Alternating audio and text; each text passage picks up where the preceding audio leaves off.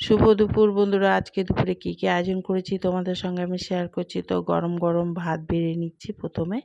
তো ভাতটা আমি সুন্দর করে একটু গুছিয়ে নেবো। ভাতটা আমি সুন্দর করে গুছিয়ে নিলাম বন্ধুরা। এরপরে আমি সামান্য একটু নুন নিয়ে নিলাম, একটা কাঁচা লঙ্কা নিয়ে নিলাম, আর কাঁকরোল ভাজা করেছি সেই কাঁকরোল ভাজা নিয়ে নিলাম। এরপরে আমি লোটে মাছের ঝুরি করেছি, এটা কাটা ফেলে দিয়েছি পেঁয়াজ আদা রসুন দিয়ে।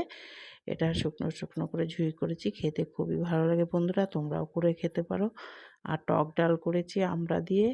এরপরে আমি রান্না করেছি ইলিশ মাছ রান্না করেছি, কালো জিরা কাঁচা লঙ্কা ফোড়ন দিয়ে, আর আলু আর বেগুন দিয়ে পাতলা ঝোল করেছি। এই গরমে পাতলা ঝোল করেছি। তো ইলিশ মাছটা আমি নিয়ে নিলাম, একটু ঝোলও নিয়ে নিলাম। এরপরে আমি চাটনি করেছি, চাটনিটাও একটু নিয়ে নিলাম। কেমন লাগলো আজকের থালিটি বন্ধুরা?